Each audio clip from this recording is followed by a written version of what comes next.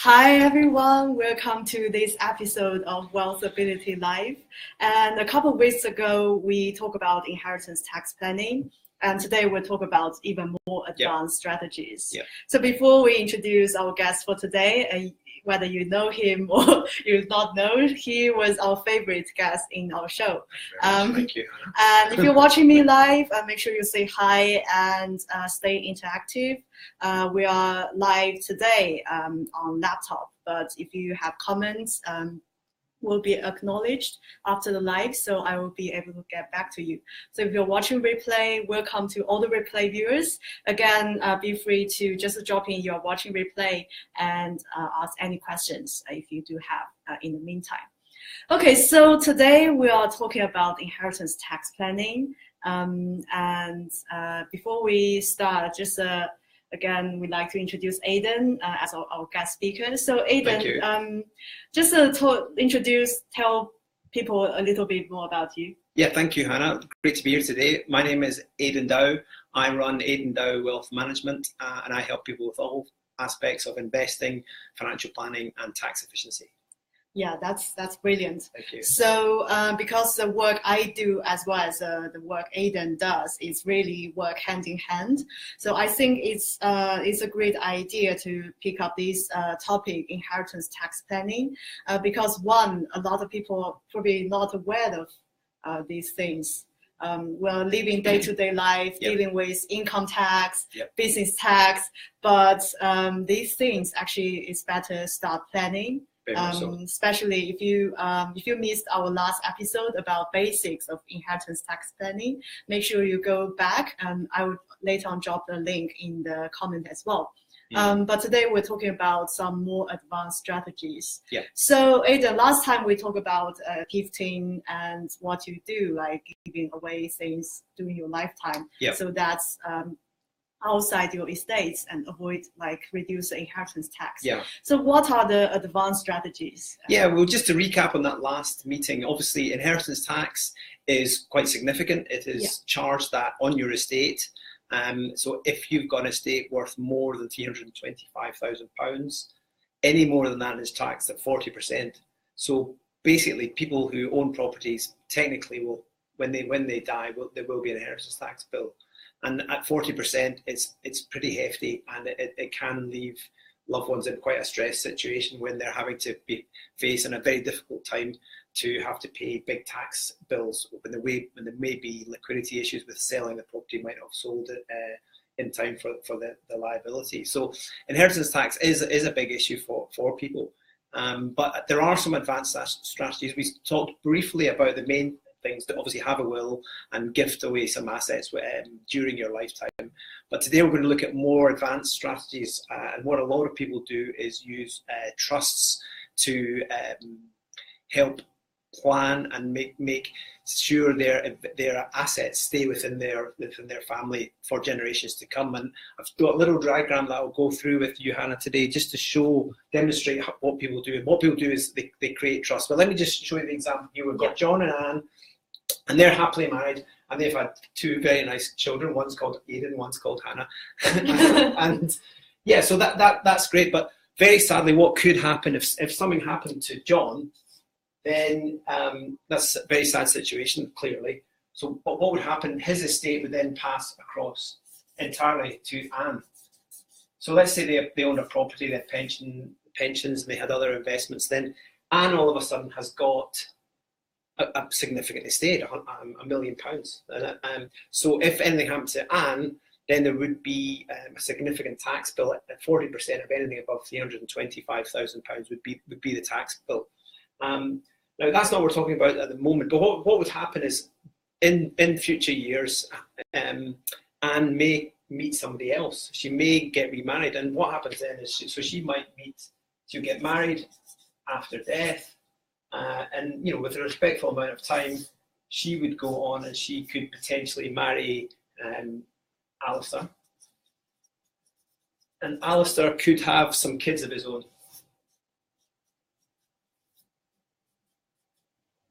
And that's terrific. I mean, that's good. And hopefully Anne and Alistair would be very, very happy going forward for the rest of their lives. But as people do very often, they fall in and out of love with people. Anne and Alistair might fall out of love with each other. And at that stage, Anne's £1 million estate is then up for effectively could be lost. 50% of it could go to Alistair in a divorce.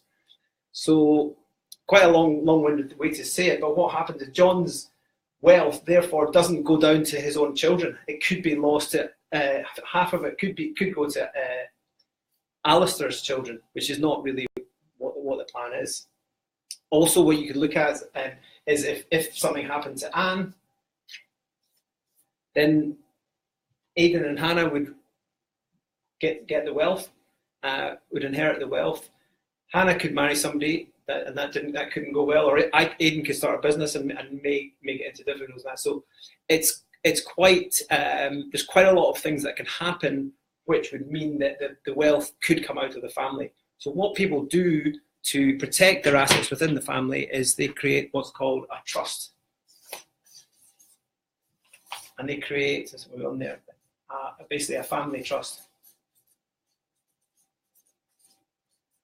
And that means if Anne and Alistair don't get on, then Alistair has got no right to Anne's wealth, because the wealth is protected within a trust. And Anne is still able to access the investments from the trust and the wealth from the trust, and it's not going to affect the money moving out of John and Anne's bloodline, if you like. So that's a key thing about trusts, that's the diagram. I hope that makes sense. I'll try to use the colours to make it a bit more understandable. Yeah, that's absolutely right, because these things, we never know what's going to happen. Never know what's going to happen. What we don't want is our assets being given to people who we don't want to. Yeah. We don't want them to be beneficiary of. So when we talk about trust, is this strategy for everyone? So who are these? Yeah, that's a good point. Clearly, it's an advanced strategy. It's not really for everyone. I mean, if you look at looking at statistics the other day, if you've got an estate worth more than £100,000, then you're in the top 7% of wealth category within the UK. It's really aimed at people in that top 7 to 10% of the wealth owners in the country, if you like. And this is been done. It's been around for a long time. People have been doing it since the age of the Crusades. It's a very tried and tested method. And there's nothing untoward about this. This is just merely protecting your assets, trying to keep them to stay within your family. Yeah, absolutely. Because we talk about trust, a lot of people maybe not really familiar with trust. Yes. Or they can think about something like, because there are a lot of other tax avoidance scheme going on. Yeah. Especially like for I see like local doctors, like contractors, some company providing contractor trust. And these effectively they are tax avoidance trust. So for this kind of trust, are they just to tell people, are they legal, and how people get access? Yeah, they're absolutely they're legal. These have been going on since the days of the Crusade, and basically in the days of the Crusade, when people would go off, they would say, "I entrust you with looking after these assets while I'm away." And in those days, 1,000 years ago, it was just a verbal contract. Now it is much more formalised. So when you're writing a trust, you'd have trustees in place which enforce the requirements of the trust, and you'd have stated beneficiaries would be typically family members. So this is a very sort of normal and normal part of inheritance tax planning. Yeah, absolutely. Mm-hmm. I think if we look at, they are all called trusts, but look at the intention behind. Yes. This, of course, it helps to inheritance tax planning. Yes. But the main purpose is more for protection. It's more protection and keeping the John and Anne's, in this example, their wealth within that bloodline and not having the wealth move away, potential threats. And those threats can be, marriage or bankruptcy or other marriages or children's marriages and things like that, which as we all know, these things do happen, and there's people out there that specifically look for widows to try and find wealth that way. It's not particularly nice. Yeah, absolutely. Yeah, that's a really good point, and it looks like really good strategy for those high net worth individuals. Yes. And also there's another strategy which is I've heard a lot about. It's called business property relief. Yes. So that's the other strategy we have to talk about. So perhaps you can tell people more about. Yeah. So there are some assets which have got extra benefits in terms of inheritance tax benefits attached to them. So things like AIM shares or venture capital trusts. One of the benefits of investing in these higher risk areas is they're given an added tax advantage of, and one of the added tax advantages is after 2 years of owning them, they fall outside of your estate. So that's what it is. So venture capital trusts and AIM shares. So AIM shares are they're stocks and shares which have listed on the AIM market, and to be listed on the AIM market, you don't have to go through quite the rigmarole of listing on the full stock market. So the AIM market is it's a higher risk. It's a way of smaller companies' way of getting exposure to capital within the stock market, but it's an AIM listing. Everybody's got the perception that AIM shares are high risk and very small companies, but there actually are some very big and predominant companies which are listed on AIMs. For example, you've got Domino's Pizza, very well established company which has got an AIM listing. Also Wetherspoons as well, the pub chain. They're also AIM listed. So they are established companies, and they just prefer to have that AIM listing. So by investing in these shares, you hold them within your estate. I mean, after 2 years, they drop out of your estate, but you still control them and have the benefits of being able to access that capital and the income from them. But after 2 years, they do fall outside of your estate, so they wouldn't be subject to inheritance tax. So it's a very interesting strategy which a lot of people do when they see that they've got big inheritance tax bills. If anything happens to them, they start looking at ways of mitigating that. And AIM shares and venture capital trusts can be a way, albeit if they've got the risk appetite. Not everybody has got the risk appetite for that. But actually the AIM market and a well-constructed portfolio of AIM shares can perform well and has performed well over the last 10 to 15 years. Yeah, that's really interesting. And you talk about risks. And also it's also the good strategy. I think it's good that, for some people's inheritance, they actually got really used, gets into these small businesses. Yes. So that they can grow, they can add more value to the economy. So when we talk about this sort of strategy like trust or investing in AIM shares, what type of people are more suitable for the business relief? Yeah, that's people with significant wealth, I suppose. People that aren't tying up all their wealth into these more risky, less liquid areas of the market. And again, it is people that have got assets of significantly more than 100,000. But we're talking where a simple will structure would very much do. Yeah, absolutely.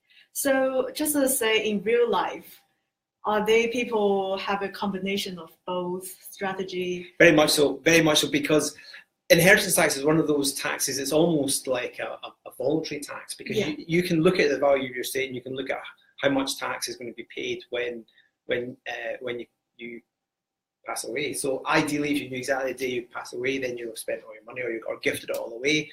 It's not always very easy to do that, but there are strategies.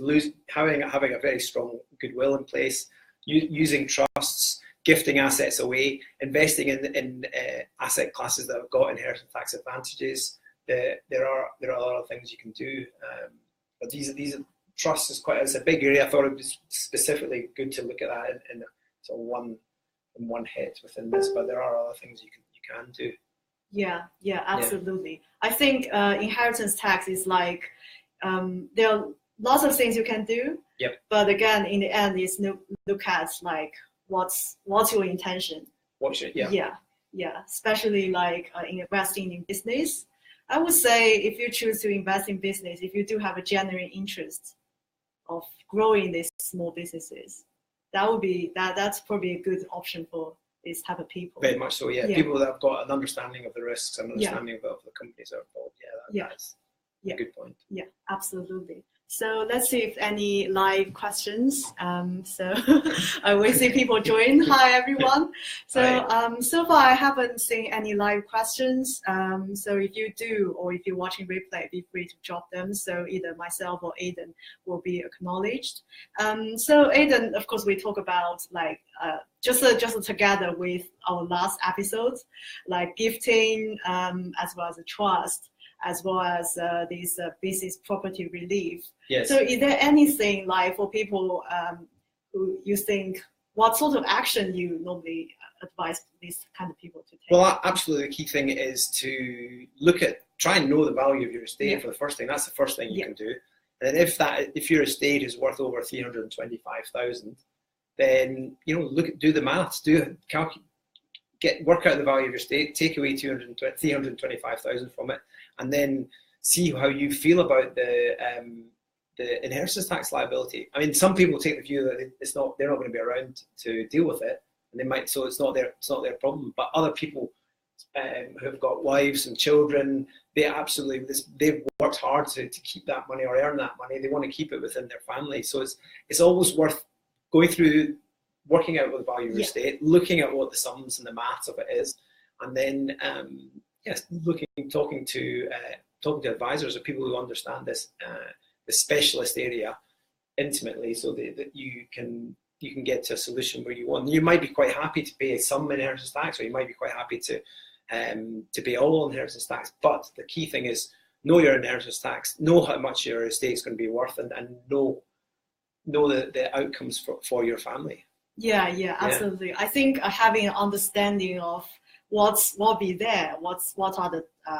inheritance tax is about, and what are the strategies out there can really help you to get idea when you start planning. And also things like having a will and protection. These are very tangible things. These are important to because we all work really hard. In early years, we just are working hard to make sure to accumulate all this wealth.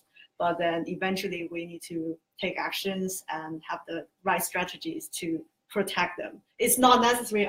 From what I've seen of this inheritance tax planning, it's not necessarily like avoiding tax or things like that. It's more of protection. It's protection and making sure that the assets pass to who you want them to pass to. That's the real thing. And it's a tax that you can plan for. Not all taxes you can plan for. This one very much you can. Yeah, absolutely. Yeah. Okay, so I think we've been live for about 70 minutes. I think the idea is really for this kind of live streaming, it's more for education and to give you awareness. But if you do look into like tailored strategies, that's the tax strategy for inheritance tax that is personalized for you, and it's proper professional advice, make sure you connect with Aiden. So having said that, what would be the best way to connect with you? Well, you can connect with me through Facebook. I've got a Facebook page, Aiden Wealth Management Limited. I've also, through there, you'll be able to click into the website and you'll see my phone number and details on there. I'd be delighted to help. And even if it's just to help you establish what your position is, we'd be delighted to do that. Whether anything comes from it is by the by. So. Yeah, absolutely. Yeah. And of course, later on, we will also drop Aiden's website link in the comments. Thank you. So easier for you to get access. And also the other thing is Aiden is also in part of my community, which is Tax Deductible Lifestyle Tribe. The link is in the description, so you can also join that group. I will share a lot of other resources about wealth, about your habits of accumulating wealth, and also we do run our Q&A Wednesday. Every Wednesday I go live and go through specific questions, and that's just for the group. So if you're interested in, just simply click on the link and the request to join. It's free of charge, so you've got nothing to lose. Okay, so thank you very much, Aiden. Pleasure. Thank you very much, any Hannah. final thoughts? Final thoughts is, just make sure you understand your circumstances and speak to somebody and get some help. Yeah, absolutely. Yeah. Thank you very much, Aiden. Pleasure. Thank you, Hannah. Yeah, thank you everyone for watching, and I hope to see you very soon. And this is WealthAbility Live. We go live every Monday, and I hope to see you next Monday. Okay, take care. Thank you. Bye. Goodbye.